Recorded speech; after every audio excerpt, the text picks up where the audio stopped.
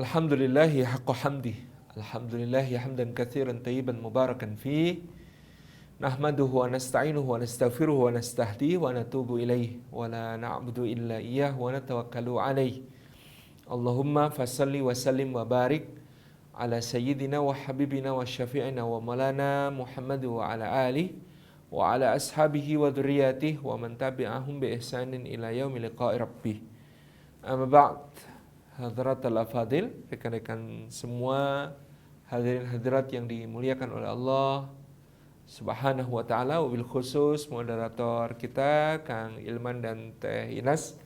Mudah-mudahan perjumpaan kita siang hari ini meskipun hanya secara daring, secara online, tidak mengurangi semua keutamaan bermajelis ilmu yang bisa kita raih dari sisi Allah seperti dijanjikan oleh Nabi Shallallahu alaihi wasallam.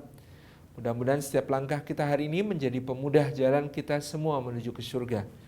Mudah-mudahan duduk kita semua termasuk taman di antara taman-taman surga, tempat Allah mencurah-curahkan rahmatnya, menaungkan sayap-sayap malaikatnya, menurunkan sakinah ke dalam hati kita, dan menyebut-nyebut nama kita semua dengan bangga pada makhluk-makhluk mulia yang ada di sisinya.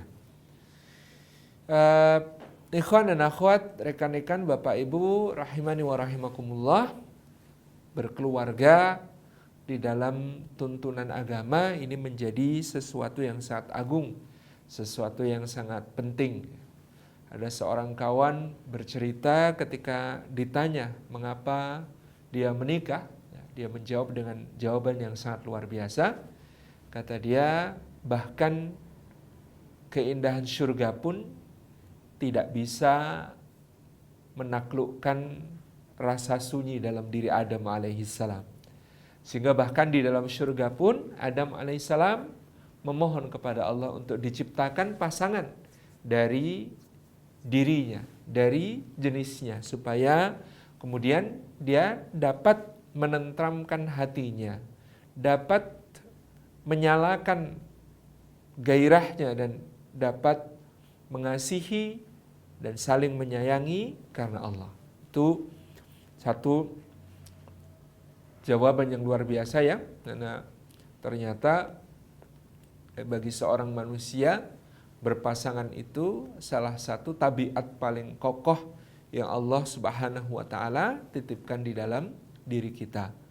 Hatta Adam alaihissalam sudah menikmati keindahan surga, menikmati anugerah-anugerah yang luar biasa dalam surga, tapi tetap saja dia memohon kepada Allah diberikan pasangan. Sehingga berpasangan ini merupakan tanda kebesaran Allah yang sangat luar biasa. Tanda kebesaran Allah yang tidak kalah dari berbagai tanda kebesaran yang lain seperti penciptaan langit dan bumi, silih bergantinya malam dan siang, pengisaran angin, awan, hujan, dan juga penciptaan kita sebagai manusia dari seorang lelaki dan seorang perempuan, atau penciptaan bapak moyang kita Adam alaihissalam dari tanah. Tanda kebesaran itu diteguhkan oleh Allah Subhanahu wa taala dalam surat Rum ayat yang ke-21, kata Allah Subhanahu wa taala, wa min ayatihi an khalaqalakum min anfusikum azwaja. Di antara tanda kebesaran Allah adalah Dia menciptakan untuk kalian dari nafas-nafas kalian sendiri azwajan, pasangan-pasangan hidup.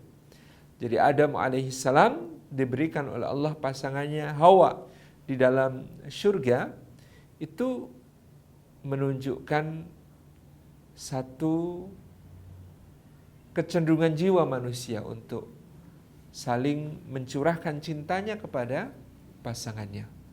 Maka pernikahan menjadi sesuatu yang sangat agung, akad pertama yang diperkenalkan Allah kepada manusia. Di surga Adam diakadkan untuk menjadi pasangan bagi Hawa. Ini akad nikah, ini akad yang mendahului segala akad yang lain dalam kehidupan manusia, mendahului pinjam meminjam, utang piutang ya, apalagi gadai, musyarakah, mudharabah, salam, macam-macam akad ya. Yang pertama-tama dimunculkan di dalam kehidupan peradaban manusia adalah akad untuk menikah. Ikatan untuk menyatu di dalam ridha Allah Subhanahu wa taala. Maka dalam sunnah Nabi Shallallahu Alaihi Wasallam dia diteguhkan sebagai satu ibadah yang sangat agung dan bahkan yang hendak berfokus beribadah dengan meninggalkan nikah ditegur dengan keras. Jadi meninggalkan pernikahan karena ibadah pun ditegur keras oleh Nabi Shallallahu Alaihi Wasallam.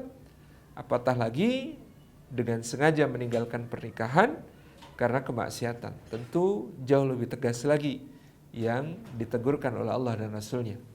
Ketika datang 3 orang, yang pertama mengatakan kepada Nabi Shallallahu Alaihi Wasallam, ya Rasulullah, saya ingin setiap malam sholat sepenuhnya sholat seba'da isya sampai subuh tanpa henti sholat terus, tanpa tidur. Kemudian orang yang kedua mengatakan, kalau saya ingin setiap hari ya itu berpuasa tanpa jeda. Orang ketiga mengatakan, saya ingin fokus beribadah sehingga saya memilih untuk tidak menikah. Nabi SAW menegur dengan kalimat yang sangat keras. Alastu atqakum, bukankah aku ini orang yang paling bertakwa di antara kalian? Qalu bala, mereka mengatakan tentu saja ya Rasulullah.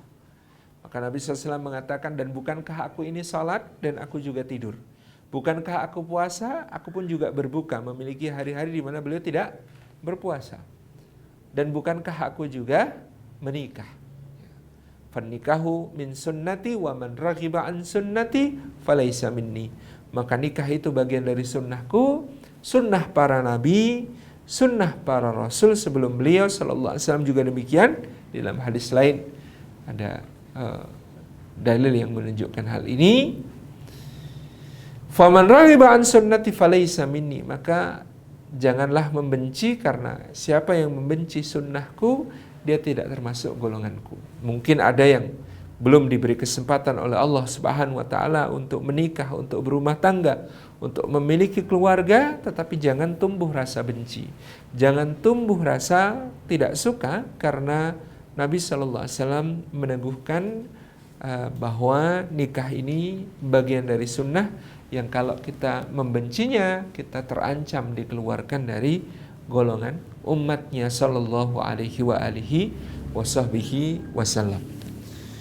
Rekan-rekan hadirin hadirat yang dimuliakan oleh Allah Subhanahu wa taala, maka inilah tanda kebesaran Allah yang sangat agung. Wa min ayatihi an khalaqalakum min anfusikum azwaja. Bahwasanya Allah Subhanahu wa taala menciptakan dari diri-diri kalian sendiri pasangan-pasangan hidup.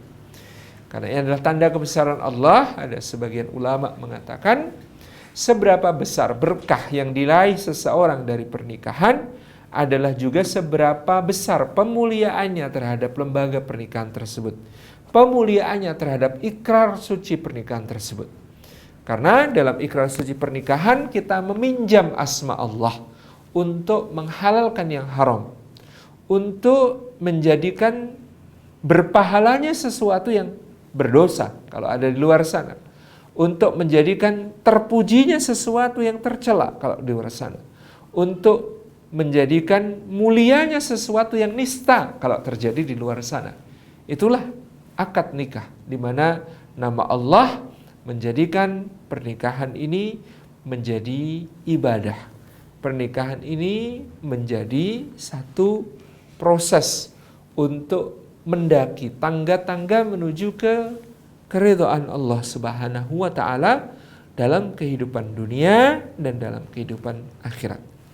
Setelah tadi kita menyinggung berkah, maka kita mengharapkan itu sejak awal yang menjadi orientasinya adalah berkah. Bukan bahagia, bukan banyak anak, bukan berlimpah harta, bukan senang-senang.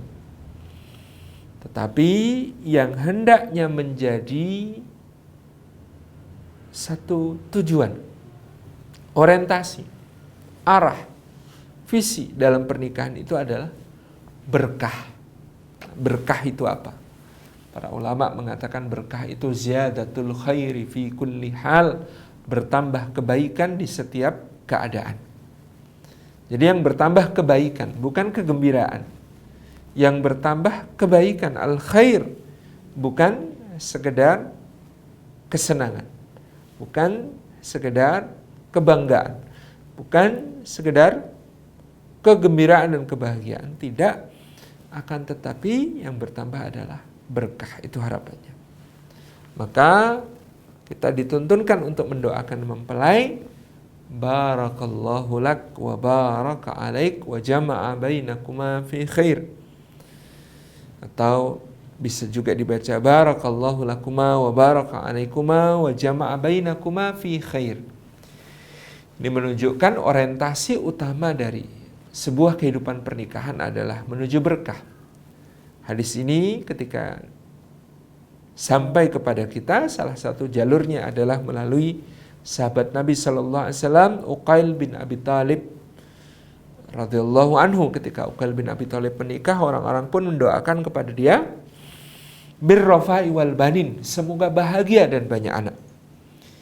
Kata Uqail bin Abi Talib, jangan doakan begitu, ya. Itu doa yang baik, tetapi ada yang lebih baik yang diajarkan oleh Nabi Sallallahu Alaihi Wasallam. Apa doanya? Doanya adalah barakallahu lakuma wa baraka alaikuma wa jama'a bainakuma fi khair. Kenapa bahagia dan banyak anak tidak mencukupi capaian kebaikan yang ingin kita raih dari dunia hingga ke surga itu? Karena bahagia di dunia ini sangat nisbi. Bahagia itu di dunia sangat relatif. Relatifnya bahagia itu bahkan di dunia ini yang namanya bahagia itu makin sempurna, makin indah, makin berkesan, makin terasa kalau dia didahului oleh kesusahan, kesulitan, kepayahan, luka, sakit, ya, kehilangan. Itu akan justru membuat di akhir kita menemukan, gitu ya, kebahagiaan yang lebih sempurna.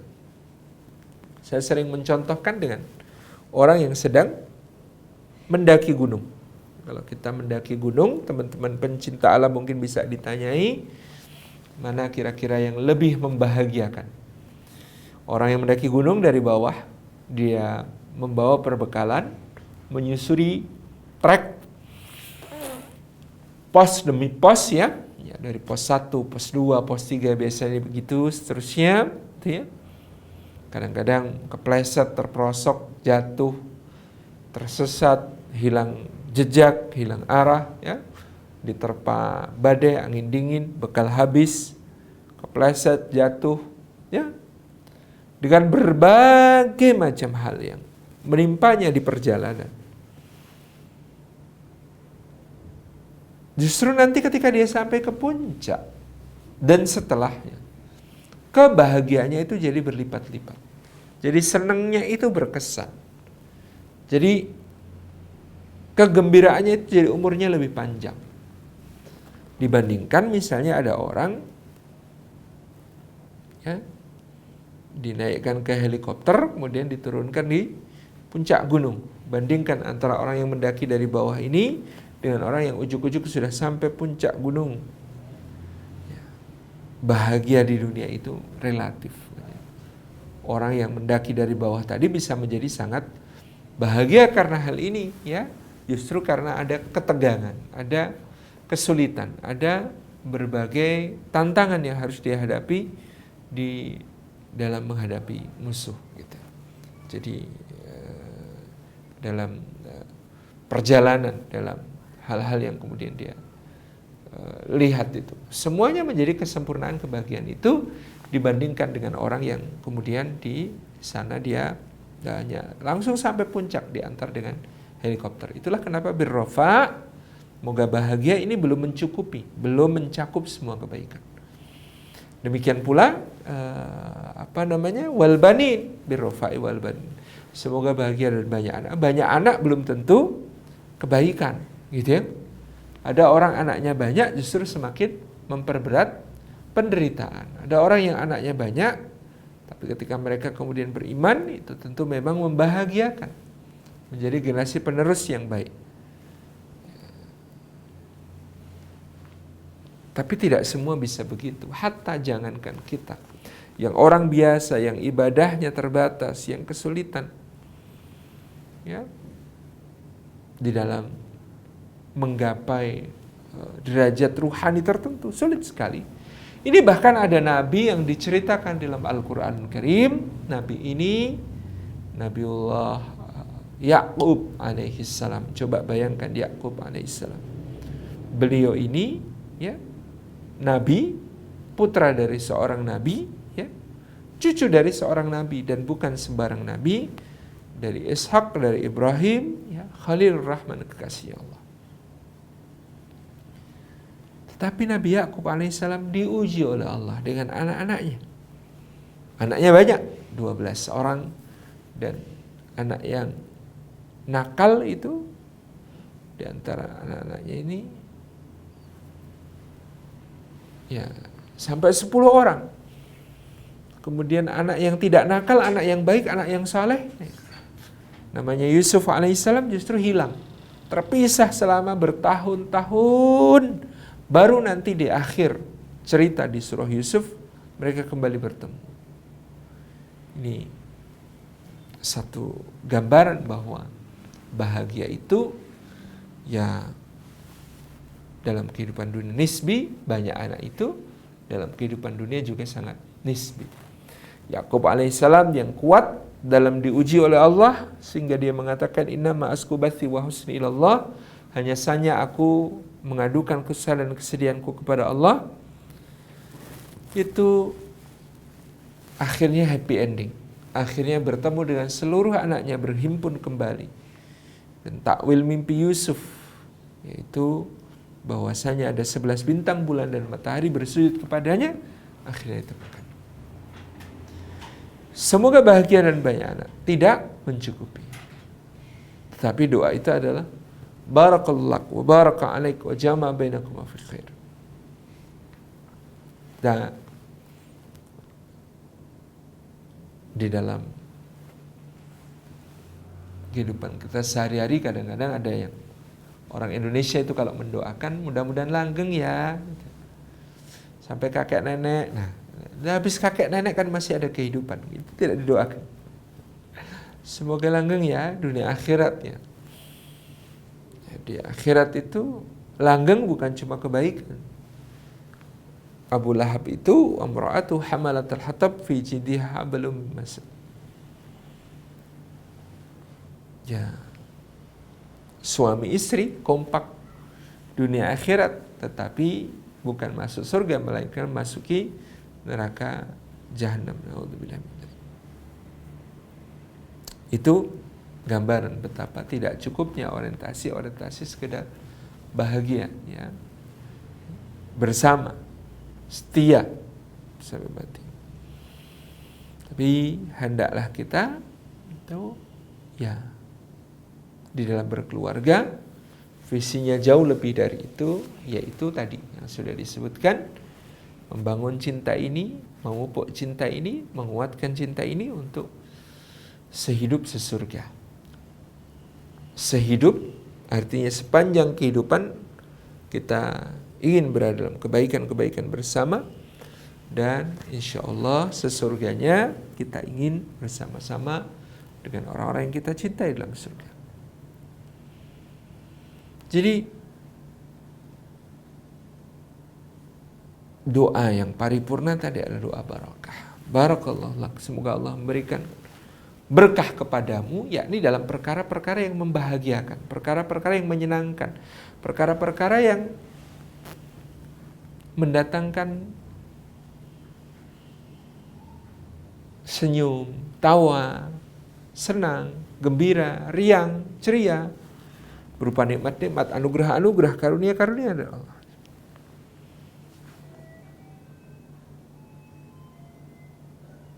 Itu kita doakan berkah. Agar apa?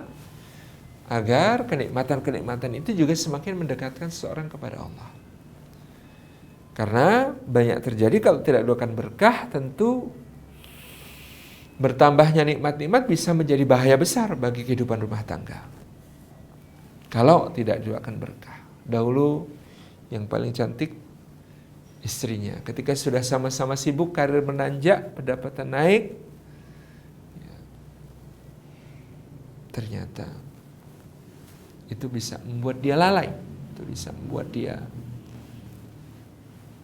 menyimpang dari jalan yang benar, gitu ya. Kalau dulu masa susah yang paling cantik istrinya. Masa ketika sudah longgar, mudah, maka mungkin sekretaris kantor tampak lebih cantik. Bagi istri dulu yang paling asyik dengerin curhatnya itu adalah suami. Tapi karena suami sibuk, maka yang perhatian pun kurang. Maka akhirnya orang lain yang lebih asik untuk diajak berbincang, berbicara, merasa dimengerti, difahami. Ini proses yang tidak mudah. Nah, penting untuk mendoakan berkah dalam nikmat-nikmat, kelapangan, mendapatkan berupa nikmat Allah. Dan itu perlu didoakan berkah. Wa baraka alaik, dan semoga Allah memberikan berkah atasmu. Berkah atas itu adalah perkara-perkara yang mungkin menyedihkan, menyusahkan. Berkah dalam perkara-perkara yang berat, yang pelik, yang susah, yang rumit, yang sempit, yang kehilangan. Ini adalah doa kedua, wa baraka alaik, wa baraka alaikuma. Baru yang ketiga, wa jama'a bainakuma fi khair, dan kami berdua, saya dengan istri, di dalam kebaikan. Al khair fid dunia yakni at-ta'ah, yaitu dipertemukan dalam ketaatan-ketaatan di dunia, dan juga tentu kehidupan di akhirat. Kita mengharapkan mendapatkan berkah dari suasana musibah, kesusahan, kesulitan, payahan. Asalkan sabar, maka kemudian dia bisa mendapatkan anugerah yang sangat banyak dari Allah. Dicintai Allah, wallahu yuhibbus sabirin. Kemudian bersamai oleh Allah, innallaha ma'as sabirin. Kemudian disempurnakan pahalanya, wa innama yuwaffas sabiruna ajrahum bighairi hisab. Kemudian ulaika alaihim salawatu min rabbihim wa rahmah wa ulaika humul muhtadun. Mendapatkan jaminan kebaikan, dan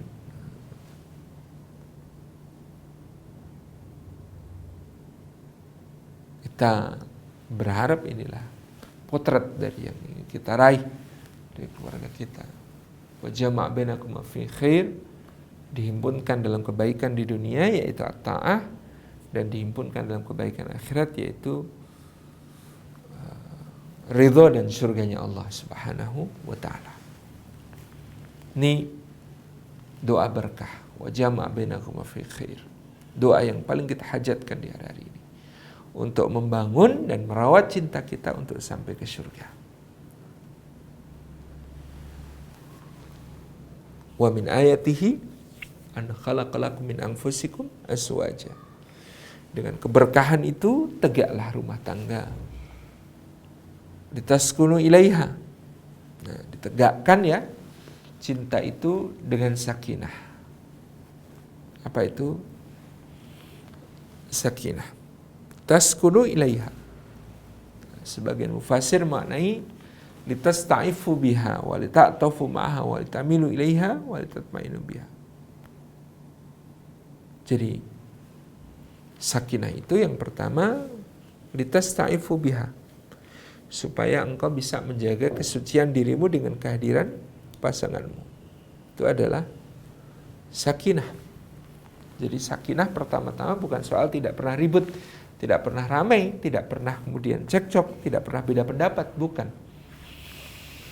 Sakinah yang pertama-tama tentang kesetiaan, tentang ketaatan kepada Allah Subhanahu wa taala. Bahwa sakinah itu litasta'ifu biha, supaya engkau bisa menjaga kesucian dirimu dengan kehadirannya. Bagi suami, hadirnya istri adalah anugerah besar untuk menjaga dia dari api neraka. Bagi istri, hadirnya suami adalah anugerah besar dari Allah untuk menghalanginya, menabirinya dari api neraka. Ini adalah goalsnya yang luar biasa. Litasta'ifu biha, supaya engkau bisa menjaga kesucian dirimu dengan kehadirannya. Ini makna pertama dari sakinah. Maka tidak disebut sakinah orang yang kemana-mana berdua, runtang-runtung, saling menggenggam tangan, saling menggenggam jemari, ya, tidak pernah berpisah, saling senyum satu sama lain. Tetapi ternyata mereka punya kesepakatan, suami istri ya boleh bergaul bebas. Istrinya boleh berpasangan dengan siapapun, suaminya boleh berpasangan dengan siapapun. Yang terpenting hanya ikatan pernikahan untuk ditampilkan kepada publik, ya, untuk menjadi satu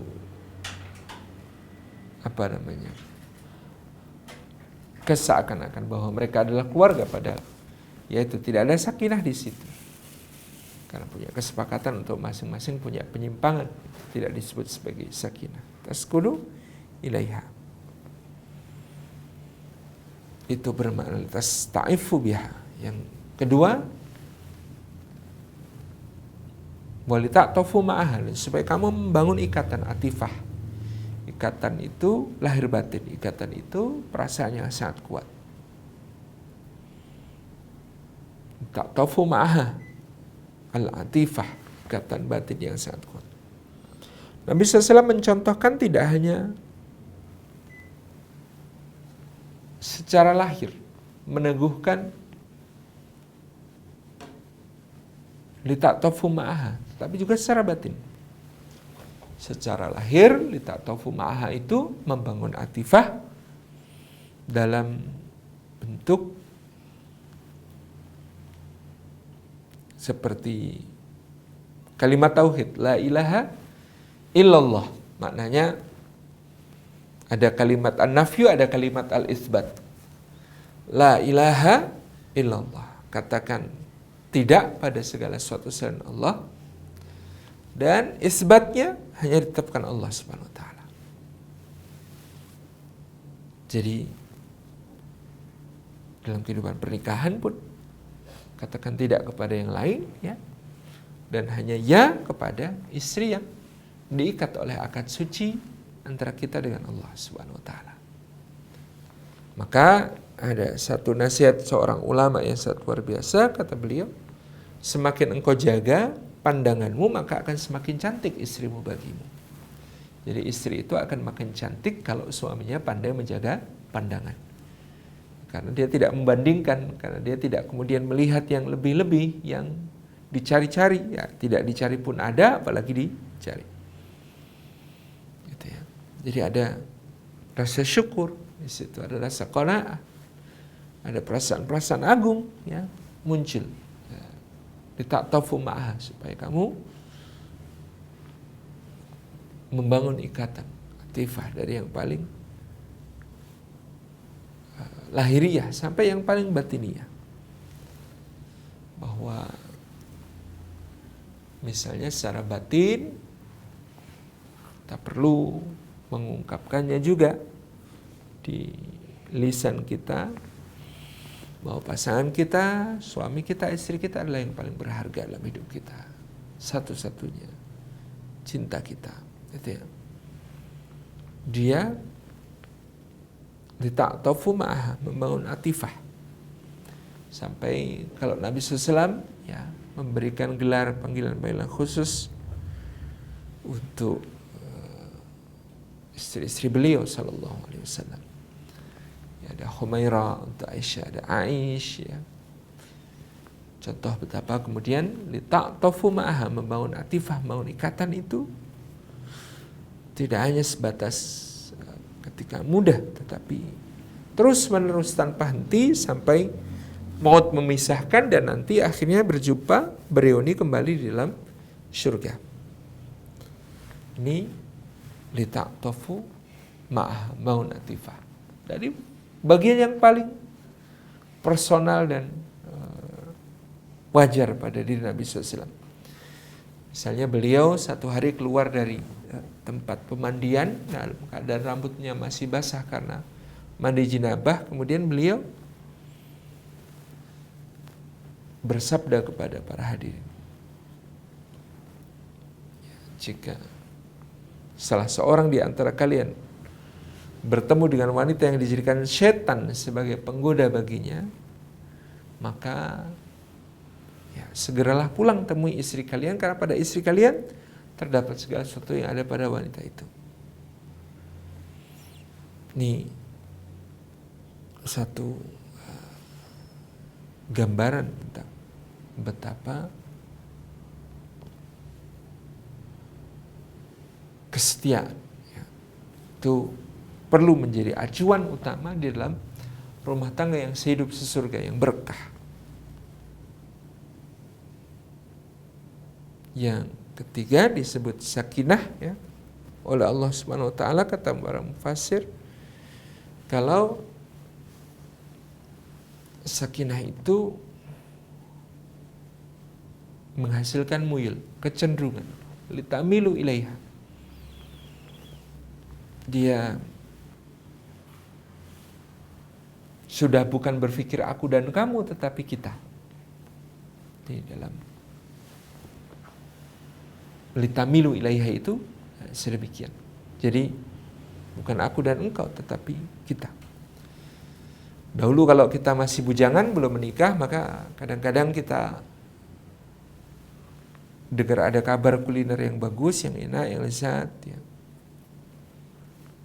Kemudian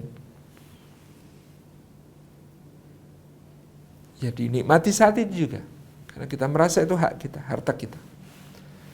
Tapi kalau sudah menikah ya, maka melihat makanan pun yang terbit di perasaan pertama adalah yang di rumah makan apa, anak dan istri makan apa, suami dan istri, suami dan anak makan apa.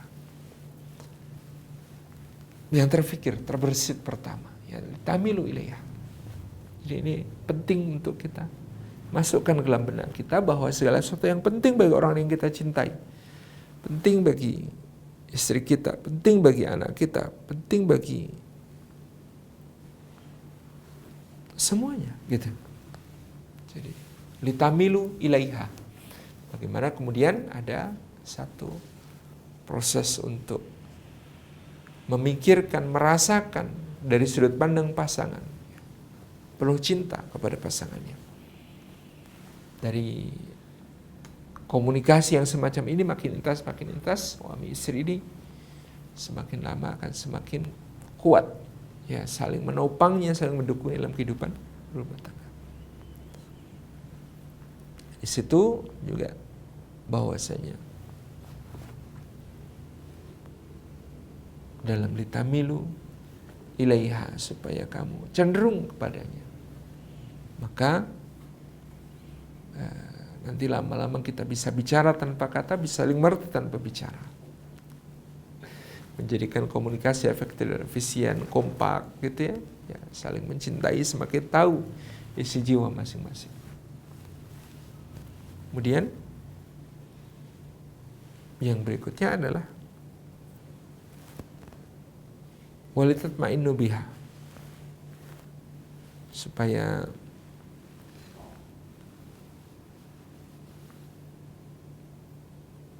kamu ya, merasakan itminan, ketentraman dengan kehadirannya. Tentram ketika bersama, saling menguatkan dalam ketaatan kepada Allah ya. Dengan menguatkan ketaatan kepada Allah. Makanya ada hadis Nabi SAW menyatakan Allah merahmati seorang suami yang bangun qiyamul lail, dia bangunkan istrinya untuk qiyamul lail. Kalau istrinya tidak bangun, dia percikan air dengan lembut ke wajahnya. Demikian pula Allah merahmati seorang suami yang bangun untuk qiyamul lail, dia bangunkan istrinya. Kalau tidak bangun, maka dia percikan air ke wajahnya dengan lembut.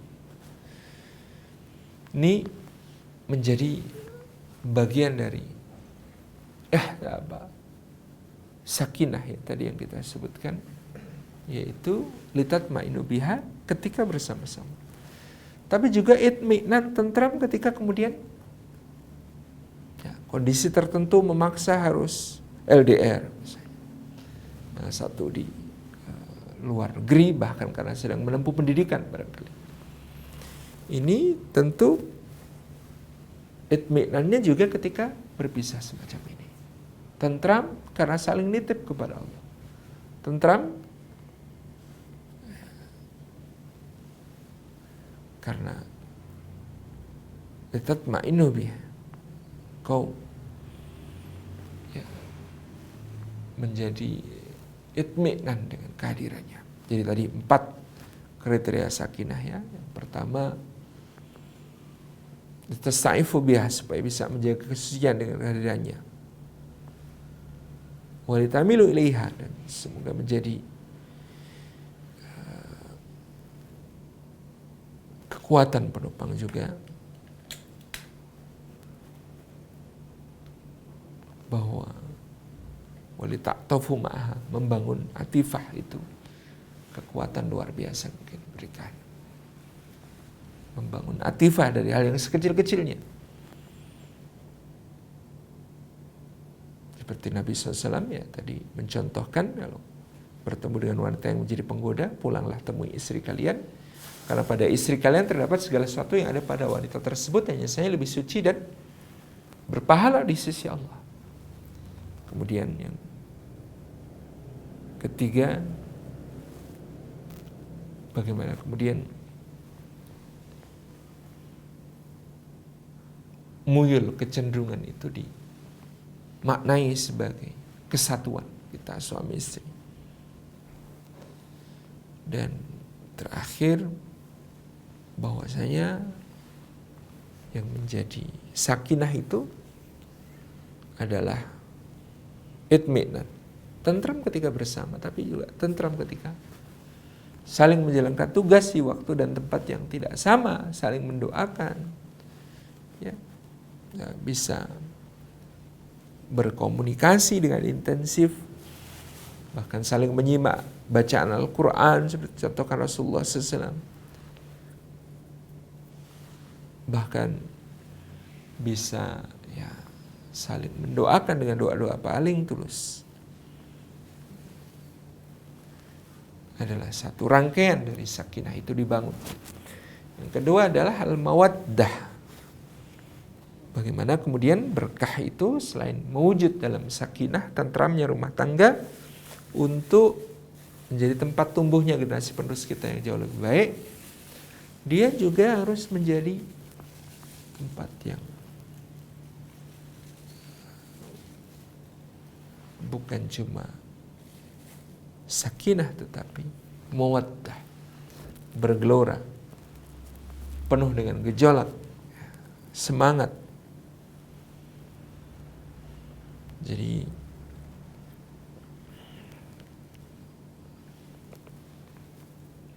yang namanya mawaddah ini kemudian di breakdown oleh para ulama keterangannya, bahwa laki-laki dan perempuan diciptakan Allah Subhanahu wa taala berbeda. Dari struktur biologisnya berbeda, fisiknya berbeda, fisiologisnya berbeda. Ketika bertemu dengan pasangannya yang sangat berbeda, maka sangat diperlukan satu harmonisasi. Laki-laki cara berpikirnya seperti obat nyamuk, muter ke dalam karena dia fokus, dia menyederhanakan masalah, dia mencari solusi.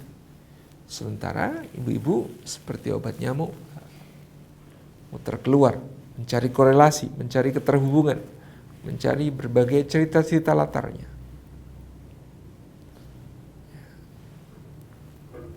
Berbeda sekali.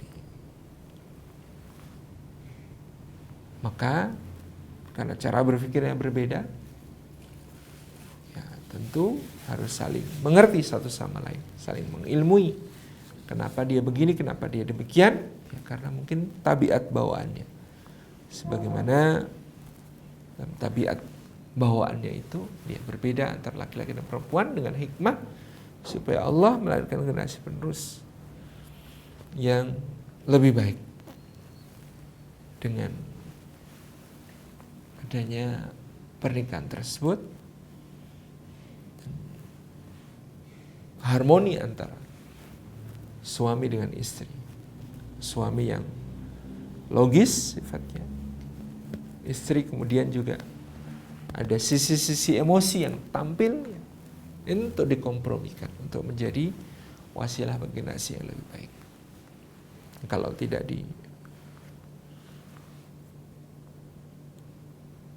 dipahami perbedaan-perbedaan ini bisa menjadi prahara dalam rumah tangga. Banyak rumah tangga itu bukan kekurangan cinta ketika mereka bermasalah, tapi karena kekurangan ilmu, tidak mengetahui bahwa berbeda laki-laki dan perempuan, itu ya, cara berpikir berbeda, cara berbicara berbeda. Ya, kalau laki-laki berbicara irit sedikit, ya, pokoknya efektif. Sebaliknya, istri yang berbicara, dia berputar, dia mengkorelasi dengan berbagai hal di luar sana.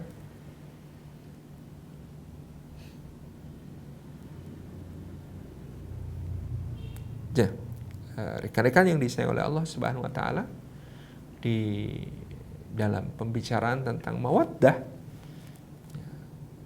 mengharmonikan antara perbedaan ini juga menjadi satu yang sangat penting. Tadi berbeda cara berbicara, kalau laki-laki kalimat langsung, perempuan bicara dengan kalimat tidak langsung, ya.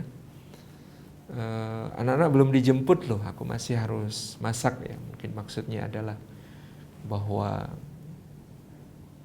tolong jemput anak-anak, tapi itu tidak segera langsung bisa difahami oleh kaum pria yang berbicara dalam bahasa yang berbeda.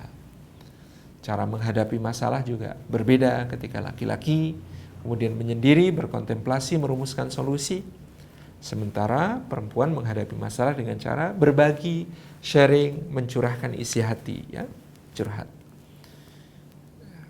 Di dunia lelaki, solusi adalah segalanya. Kalau ada masalah, yang dicari pertama adalah solusi.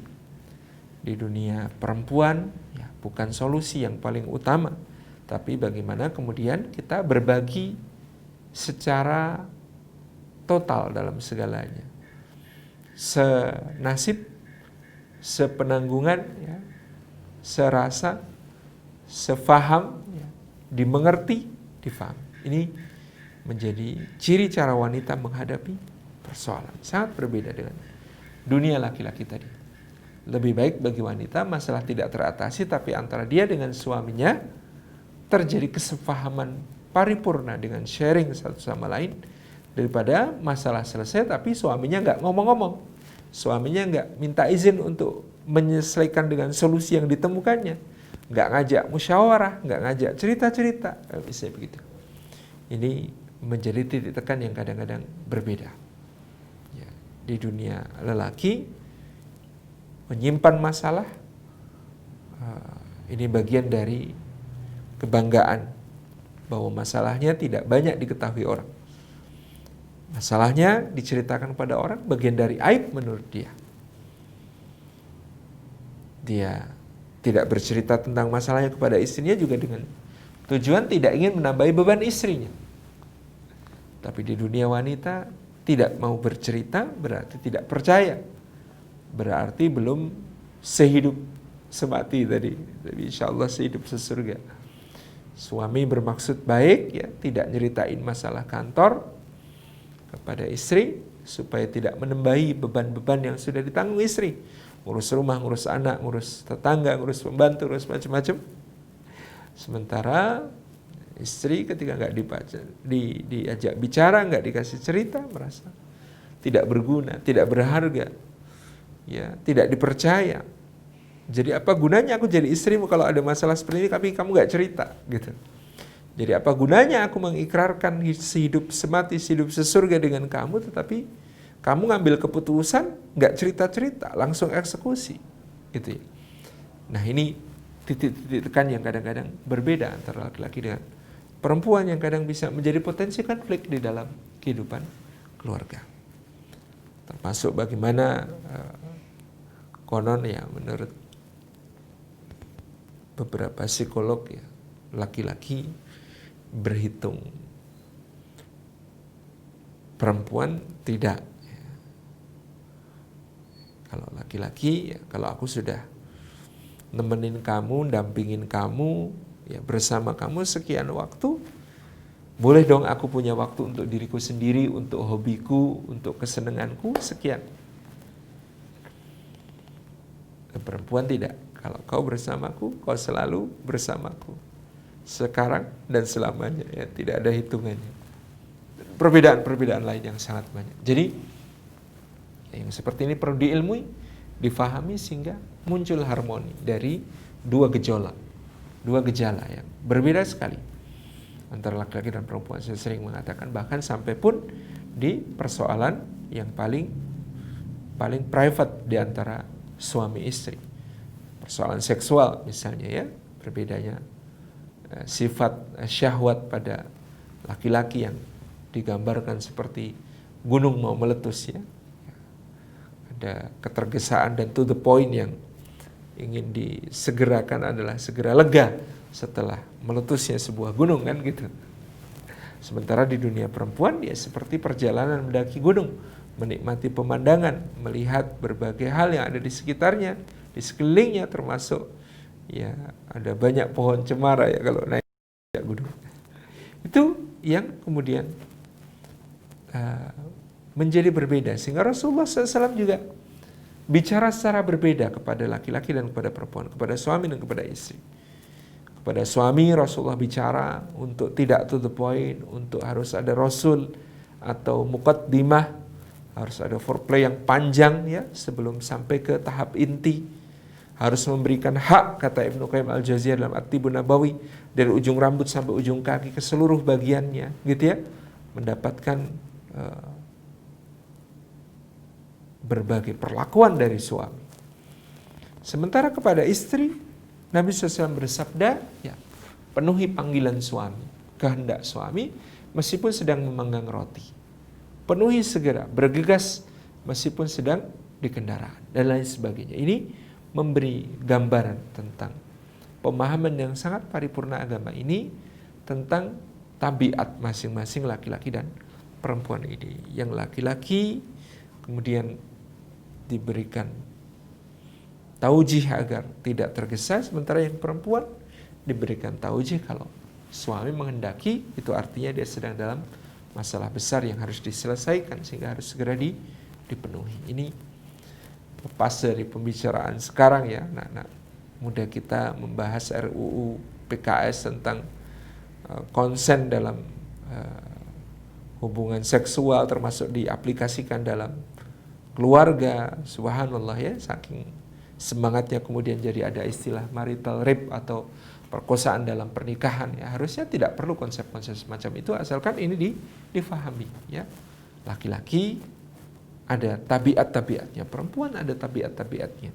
Tugasnya laki-laki menyeimbangkan dirinya dengan memahami tabiat perempuan dan memberikan ya, sentuhan-sentuhan pendekatan yang sesuai dengan tabiat itu. Sementara, ya, perempuan juga harus memahami tabiat-tabiat lelaki dan memberikan approach, pendekatan-pendekatan kepadanya sesuai dengan tabiat-tabiat tersebut untuk disinergikan. Ini, ya, wa ja'ala bainakum mawaddatan, kata Allah. Allah jadikan di antara kalian berdua cinta yang bergelora. warahmatan, dan cinta yang hanya memberi tak harap kembalian bagi sang surya minari dunia. Cinta yang rahmah. Rahmah itu adalah kasih yang tulus, ya, gitu. Disebutkan memberi maaf sebelum diminta, mengerti tanpa harus dijelaskan, ya, menenggang rasa tanpa harus diberikan alasan, ya, kemampuan untuk memberikan yang terbaik kepada pasangan. Ya, Rasulullah SAW menuntunkan kepada kita untuk memberikan yang terbaik itu dalam segala halnya, gitu. Contoh, ya, sering saya ambil contoh, ya, saya sering bertanya kepada laki-laki, lebih rapi mana, pergi berangkat atau pulang ke rumah? Lebih wangi mana, pergi berangkat atau pulang ke rumah? Rata-rata dijawab pergi berangkat. Itu lebih rapi, lebih wangi daripada ketika pulang ke rumah. Bagaimana sunnahnya? Ternyata sunnahnya pulang pun harus dalam keadaan terbaik. Sayyidina Anas bin Malik beri kesaksian Nabi SAW tidak pernah meminta izin masuk ke dalam rumahnya kepada keluarganya, mengetuk pintu ataupun mengucap salam kepada mereka, melainkan sebelum itu beliau telah bersiwak dan memakai wewangiannya. Jadi bayangkan, untuk memenuhi hak istri di rumah itu, Nabi SAW selalu menyempatkan bersiwak dan memakai wewangian sebelum berjumpa istri-istrinya. Untuk kesegaran, untuk kewangian, untuk keharuman, untuk keindahan, untuk keagungan, untuk kemuliaan. Jadi pulang itu istimewa, pulang itu sesuatu yang sangat baik, sesuatu yang sangat bagus. Latihan kita nanti kepada Allah kita juga akan pulang, gitu ya. Tapi pulang ke rumah ini sunnah yang kadang-kadang terlupakan. Bagaimana kemudian dengan pulang ke rumah dengan dalam keadaan baik, ya semua moodnya jadi baik. Anak-anak menyambut dengan baik, dengan penuh semangat, dengan tawa, canda, ya makin sembuh capeknya, ya, karena ya, kita menyajikan yang terbaik, mendapatkan feedback yang terbaik. Istri juga begitu, menyambut suami dalam keadaan terbaik. Bukan justru ketika pergi pengajian keadaan terbaiknya, tapi yang paling berbahaya, yang paling berpahala adalah ketika menyambut suami pulang dalam keadaan terbaik, gitu. Itu yang diberikan. Ini yang kemudian dicontohkan oleh Nabi SAW dalam peristiwa pulang dari jihad fisabilillah, seperti diceritakan Abu Hurairah radhiyallahu anhu, yakni bahwasanya Rasulullah sallallahu alaihi wasallam itu memerintahkan kami untuk tidak tergesa-gesa masuk ke kota dan pulang ke rumah masing-masing setiap kali kembali dari jihad fisabilillah. Tetapi ngecamp dulu di luar kota untuk kemudian apa? Ya, para suami ini diminta oleh Rasulullah untuk mandi, untuk memangkas yang perlu dipangkas, mencukur yang perlu dicukur, ya, memakai pakaian terbaik, memakai wewangian terbaik, tampil rapi dan wangi pulang dari jihad fisabilillah. Senyampang dengan itu, utusan dikirim untuk masuk ke dalam kota Madinah, mengabarkan kepada para istri yang ada di rumah bahwa suami mereka akan segera pulang. Maka para istri ini pun tanggap, mereka membersihkan rumah atau menyuruh orang untuk membersihkan rumah, memasak makanan kesukaan suami, ya, menyambut suami dengan mandi, berdandan, ya, memakai pakaian terbaiknya. Ini untuk menyambut kedatangan suami dengan cara yang terbaik, ya. Ini bagian dari mewariskan juga nilai-nilai kebaikan. Kita bayangkan, ya, kalau kita pulang dari aktivitas kita yang memang padat dan melelahkan, lalu di rumah, ya, anak-anak menyambut ayah gitu, tapi kita kemudian lemes, kita capek, kita memasang tampang capek, murung, nggak enak, nggak nyenengin, gitu ya. Tentu anak-anak kita akan memandang negatif, mempersepsi negatif aktivitas kita di luar, bahwa ayahnya telah terenggut oleh aktivitasnya di luar, sehingga ketika di rumah dia sudah tidak mendapatkan bagian dari keceriaan, kesenangan, ya, main-main, ditemani mengerjakan PR, ditemani belajar, ditemani bermain dengan ayah. Ya repot kalau itu adalah kegiatan-kegiatan dakwah, dan anak-anak ini kemudian mengatakan, kami nanti kalau gede nggak mau jadi kayak ayah yang habis waktunya di luar tapi tidak punya waktu untuk keluarga, yang setiap kali pulang ternyata sudah habis-habisan tenaganya. Nah, ini penting, seperti yang diceritakan Abu Hurairah lagi dalam riwayat lain, Nabi SAW itu bahkan secapek-capeknya begitu tiba di rumah, dinaikin oleh Al-Hasan dan Al-Husain, dijadikan kuda-kudaan, tunggangan mereka, beliau Nabi SAW itu senantiasa ceria, senantiasa gembira dalam kapasitas beliau sebagai seorang yang mendapatkan begitu banyak tugas dari Allah Subhanahu wa Ta'ala. Nah, rekan-rekan insya Allah, ya, ini upaya-upaya kita untuk ditaskunu ilaiha sakinah, ya, wujud salah satu indikasi keberkahannya itu ya, dari tastaifu biha, terjaga kesucian, di trust, kesetiaan itu sesuatu yang sangat mahal, ya. Seperti kaca. Botol kaca itu kalau sudah pernah jatuh pecah, maka diperbaiki pun akan hanya tampak retak-retaknya. Ya, demikian pula trust dalam kehidupan rumah tangga, ya. Kesetiaan ini yang perlu dijaga kokoh supaya kita sampai ke surga bersama-sama. Yang kedua, walita'tafu ma'aha, membangun ikatan lahir batin tadi. Ya, dimanapun ada godaan, ya, istri di rumah adalah tempat untuk menyelesaikan godaan itu secara berpahala, secara ibadah kepada Allah Subhanahu wa Ta'ala. Kemudian ditamilu ilaiha, ya, setiap hari yang dipikirkan, dicenderungkan bukan cuma diri, tapi sudah keluarga, pasangan. Kemudian litatma'innu biha, itminan, tentram, ya. Melatih ketentraman diri ketika bersama, saling menguatkan dalam ketaatan, ketika berpisah saling mendoakan dari kejauhan. Kemudian yang kedua tadi tentang mawaddah, mengharmonikan perbedaan-perbedaan yang ada, ya, dengan memahami mengapa suami demikian, mengapa istri demikian. Dan kadang-kadang kita perlu untuk menyampaikan, ya, berkomunikasilah dengan ahsan, dengan baik, termasuk untuk menyampaikan apa-apa yang memang seharusnya disampaikan. Pasangan kita tidak bisa menebak-nebak, bukan makhluk kebatinan yang bisa tahu apa maunya kita. Tetapi yang terbaik adalah ada waktu di mana kita bisa berbincang bersama untuk saling menyampaikan aspirasi. Ya, misalnya kita memulai dengan pertanyaan, kalau ayah pas marah itu, ibu sebaiknya ngapain? Apakah ikut-ikutan marah, apakah bikinin teh, atau ngambilin air putih, atau pergi keluar saja, tinggalin saja, atau gimana gitu. Kalau istri pas marah juga, suami sebaiknya ngapain? Apakah ikut naik pitam, apakah kemudian mijitin kakinya, apakah mijitin pundaknya, apakah ngelus-ngelus rambutnya gitu, ya. Sampaikan saja, ini memang perlu disampaikan.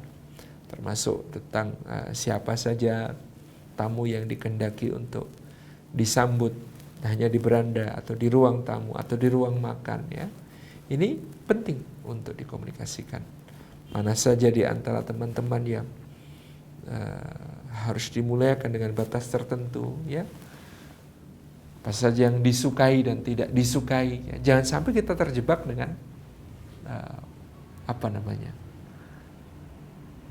praduga atau prasangka, ya. Prasangka yang berbahaya itu di rumah tangga, di antaranya adalah seharusnya dia itu sudah tahu. Nah, sudah tahu apa? Kalau aku pulang itu sediakan kopi, sediakan makanan kecil, ya. Tasku pas aku dari kantor diterima, terus kemudian aku lepas sepatu dibantu. Ya, dia tidak tahu, mungkin adat keluarganya berbeda, mungkin suaminya berasal dari keluarga yang melihat ibunya dulu memperlakukan ayahnya dengan cara seperti itu, sementara istrinya tidak berasal dari keluarga yang sedemikian, ya. Sehingga tidak terkomunikasikan, hanya ada tumpukan kekecewaan. Harusnya gitu, ya. Istrinya juga ngeluh tuh. Harusnya kalau istri lagi marah itu dia tahu, dia harus dengerin, simak baik-baik, gak usah bantah. Ini istri marah dibantah terus. Ya, sampaikan saja apa yang menjadi harapan-harapan kita itu, dikomunikasikan. Ini menjadi kunci yang sangat penting untuk mempercepat, mengakselerasi saling memahami kita. Saling memahami itu kan bisa diperoleh dengan pengalaman. Tapi kalau pengalaman semua nanti terlalu lama belajarnya dan tidak efektif, tidak efisien, dan bahkan korban perasaannya nanti terlalu banyak. Dan lebih baik jujur Dari awal kita saling menyampaikan apa harapan-harapan kita, apa keinginan kita, apa yang kita suka, apa yang kita tidak suka, kebiasaan-kebiasaan apa yang mau kita bangun bersama, mau komunikasikan. Perlu dilakukan untuk tadi mengakselerasi saling memahami dan harmoni di antara berdua. Terakhir tentang rahmah tadi, bagaimana kita kemudian masing-masing berjuang untuk menjadi yang terbaik bagi pasangannya. Masing-masing menghadirkan apa yang bisa dia hadirkan dalam puncak-puncak kemampuannya ya, secara optimal pada masing-masing. Ini yang kita harapkan. Nah, dari sini yang penting juga untuk kita lakukan yang pertama dan utama sebenarnya, tetapi kita sebutkan di akhir supaya tidak pernah lupa, adalah berdoa. Tidak ada yang lebih kuat untuk membangun sebuah rumah tangga yang sehidup sesurga kecuali doa. Doa kita adalah Rabbana hab lana min azwajina wa dzurriyyatina qurrata a'yun waj'alna lil muttaqina imama. Duhai Rabb kami, jadikanlah dari istri kami, suami kami, pasangan kami, dan anak keturunan kami semuanya menjadi qurrata a'yun, penyejuk mata. Penyejuk mata itu juga berarti penyejuk hati, dan dua-duanya mata dan hati bersatu menjadi sejuk. Karena apa? Karena doa ini. Anugerahkanlah anak keturunan istri kami menjadi penyejuk mata. Dan qurrah ain itu lebih tinggi dari sekedar cinta. Dalam sabda Nabi SAW, wa ju'inat qurratu aini fis salati. Jadi jadikan bahwa ya, kecintaanku terhadap dunia itu pada dua hal saja, yaitu istri dan wewangian. Tetapi qurrah ainku itu dijadikan Allah di dalam salat. Qurrah ain, ya, penyejuk mata. Ya, ini menunjukkan penyejuk mata itu lebih tinggi daripada sekedar cinta. Kita berharap istri kita menjadi penyejuk mata kita, dipandang menenteramkan, dipandang menyemangati ibadah, dipandang membuat kita yakin dan tawakal kepada Allah Subhanahu wa taala. Pagi-pagi berangkat bekerja, istri melepas, mendoakan yang baik-baik, dan kemudian memberi semangat untuk hanya mengambil yang halal dan waspada terhadap yang haram. Masya Allah, kekuatan yang luar biasa. Demikian pula suami kepada istrinya, memberikan support dari apa-apa yang dilakukan istrinya untuk menjadi kebaikan-kebaikan. Ya, ini rekan-rekan yang disayang oleh Allah Subhanahu wa taala, ya, doa ini sangat penting yang tidak boleh kita lupakan. Rabbana hab lana min azwajina wa dzurriyyatina qurrata a'yun waj'alna lil muttaqina imama. Sesudah itu, seperti orientasi barokah kita dalam sabda Nabi SAW, ajaban di amril mu'min kana kullu amrihi khair. Menakjubkan urusan orang beriman, semua urusannya adalah kebaikan, ya. Dan itu tidak terjadi kecuali pada orang beriman, yakni bahwasanya apabila dia mendapatkan nikmat, dia bersyukur, dan syukur itu baik baginya. Dan apabila dia mendapatkan musibah, maka dia bersabar, sabar itu baik baginya. Di rumah tangga adanya syukur dan sabar. Kita melihat istri bersyukur, dimarahi istri bersabar, melihat suami bersyukur, gitu ya. Tetapi suami sedang emosian, tidak sesuai harapan, bersabar. Ya, semuanya hanya sabar syukur yang tidak henti-hentinya di dalam kehidupan berumah tangga tersebut, diiringi dengan doa-doa tadi. Maka mudah-mudahan kita termasuk apa yang difirmankan oleh Allah Subhanahu wa taala, yakni udkhulul jannah antum wa azwajukum tuhbarun. Masuklah ke dalam surga, kalian dan istri kalian digembirakan. Ya, ini relationship goal kita di sini, ya. Masuklah ke dalam surga, kamu dan istrimu digembirakan oleh Allah Subhanahu wa taala. Jannatin yadkhulunaha, ya. Surga yang mereka masuki, masalihina min abaihim wa abnaihim wa azwajihim, bersama orang-orang saleh dari ayah-ayah mereka, anak-anak mereka, pasangan-pasangan mereka, ya, dan orang-orang yang mereka cintai. Gitu, ya. Alladzina amanu wa taba'athum dzurriyyatuhum biiman alhaqna bihim dzurriyyatahum. Sehingga kita semuanya sampai ke family goals, yaitu orang-orang beriman yang anak keturunannya mengikuti mereka dalam keimanan, maka kami himpunkan mereka semuanya, sekeluarga, seanak keturunannya, sebapak-bapaknya di dalam surga yang sama. Ini relationship goal kita semua. Mudah-mudahan bermanfaat. Jazakumullah khairan. Wassalamualaikum warahmatullahi wabarakatuh.